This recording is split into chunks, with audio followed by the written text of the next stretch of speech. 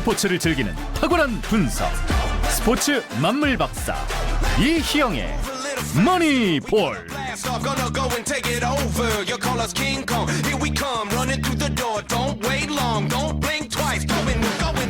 네, 이번엔 스포츠 관련 이야기 들어보겠습니다. 스포티비 이희영 해설위원과 두 주 만에 함께합니다. 어서 오십시오. 안녕하십니까? 예, NC가 잘해서 그런지 얼굴이 더 좋아진 것 같습니다. 네. 예, 오늘 NC 다이노스의 가을 이야기 제가 진작 얼른 하고 싶었는데 그때 저희가 마지막 이야기 나눴을 때는 가을 야구 진출이 확정도 안 된 상황이었는데 예, 4위로 나서게 됐고 와일드카드 결정전 승리를 했고, 자 그리고 일단은요 지금 준 플레이오프 2차전 진행하고 있지 않습니까? 맞습니다. 예, 인천에서 SS 랜더스와 준 플레이오프 2차전 치르고 있는데 어제 얘기부터 하겠습니다. 어제 4대3으로 인천에 승리를 거뒀어요. 네, 쿠에바스가 SSG 선발이었는데 상당히 잘 던지다가 8회에 NC의 대타 김성우 선수가 틀어놓는 치면서 기분 좋게 앞서 나갔고, SSG가 끝까지 추격을 해봤지만 9회 초에 또 와일드카드 시리즈의 영웅이죠.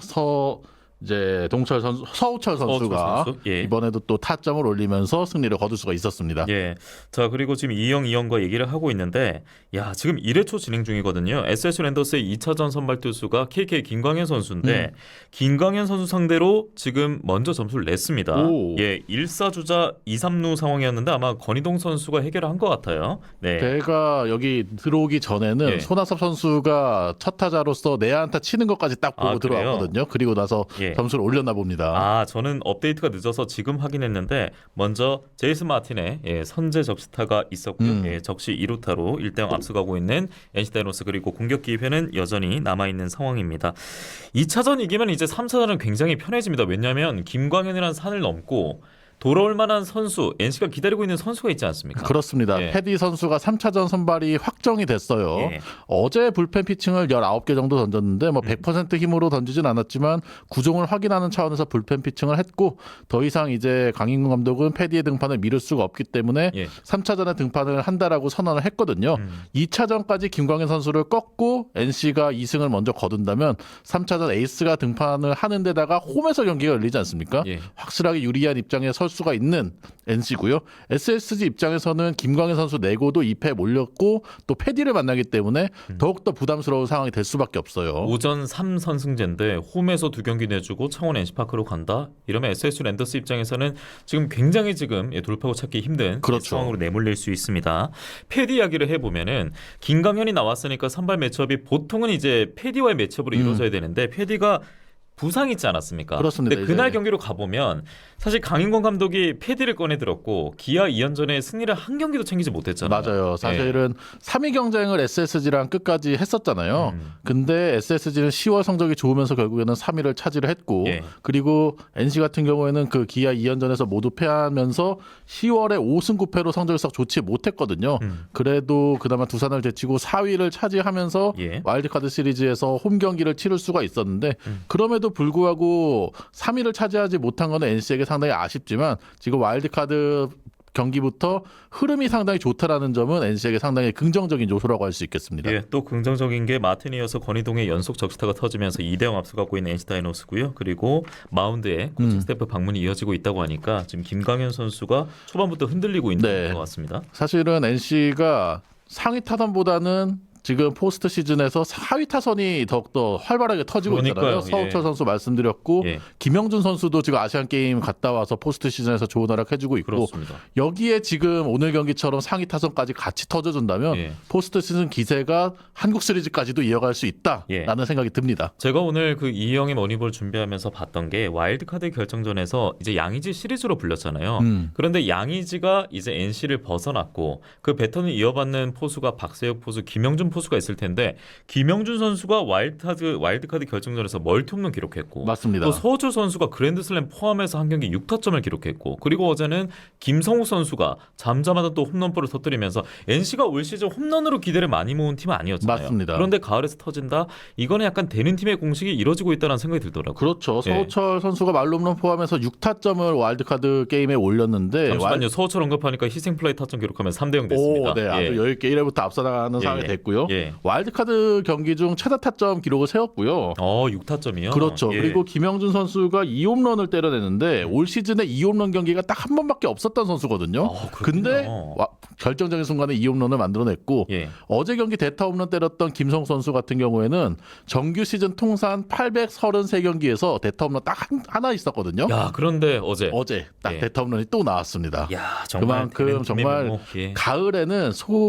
이제 소위 미친 선수가 나와야 된다라는 맞아요. 얘기가 예. 나오잖아요. 예. 근데 NC에서는 지금 가을에 하이 타선에서 활발하게 미친 선수 3명이 나오고 있어요. 예, 정규 시즌에서 이제 도래 다음에 그걸 친 선수가 바로 패디였는데 패디는 그러면 지금 몸 상태 괜찮은 겁니까? 일단은 100%까지는 아니다라고는 강인권 감독이 얘기를 했거든요. 예. 하지만 3차전에는 충분히 나올 수 있는 상황이 될 것 같고요. NC 입장에서는 3차전에 패디 내면서 시리즈를 빨리 끝내고 휴식을 취한 다음에 플레이오프를 치르는 게 오히려 팀 입장에서도 패디 입장에서도 좋을 수가 있거든요. 예. 그렇기 때문에 3차전 패디 선발은 당연한 선택이라고 할 수 있겠습니다. 예, 참 보면서 패디가 워낙 잘해주고 있으니까 또 잘할 거니까 구창모 선수가 이 로스터에 계속 포함이 돼 있었더라면 그렇죠. 하나 아쉬움도 들었는데 자 어쨌든 V2 이뤄내기 위해서 행진하고 있는 NC 다이노스고요. 그리고 NC 다이노스의 이런 그 좋은 성적을 볼 때 자부심이 드는 게 이 경남 도민의 한 사람으로서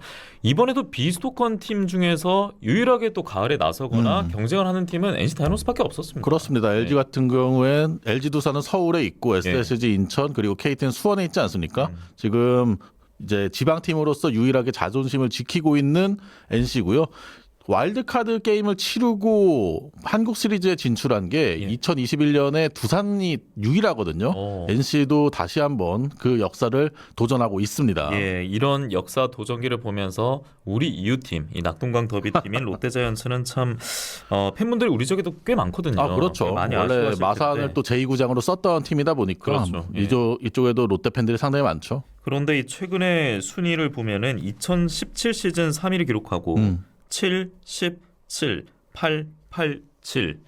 그래서 그 야구로 유명한 스토브리그라는 드라마 보면 뭐 계좌 번호냐 이렇게 얘기도 하긴 하는데 어쨌든 롯데 자이언츠 팬분들은 너무나 아쉬웠습니다. 왜냐하면 가을 야구 진출 6년 연속 실패를 했거든요. 그렇죠. 그래서 승부수를 던졌습니다. 단장과 감독을 교체하기로 했어요.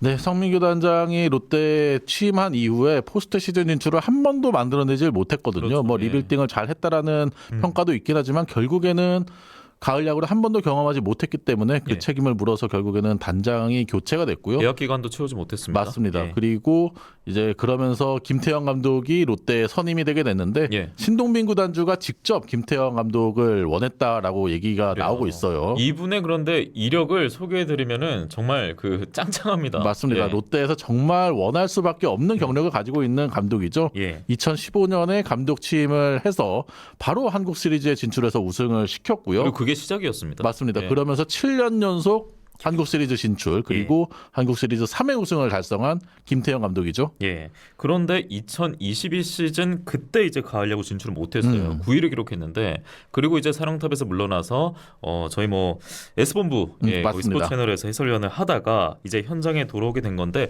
계약 조건이 좀 파격적인가 보더라고요. 네, 지금 KT의 이강철 감독과 같은 계약 조건이더라고요. 3년에 이제 총액이 24억 원이고요. 예. 연봉은 6억 원, 계약금이 6억 원. 그런 계약이고 아무래도 김태형 감독이 우승 청부사라는 타이틀이 있는 감독이다 보니까 예. 몸값을 당연히 많이 받을 수밖에 없는 감독이라고 할 수 있겠죠. 예. 아무래도 또 해설위원을 하면은 그 현장에서 보는 눈과 또 중계석에서 보는 눈이 좀 다르다 이렇게 표현을 많이 하시더라고요. 주변에 물어보니까요. 맞습니다. 예. 김태형 감독도 분명 롯데로 좀 바꿀 수 있을까?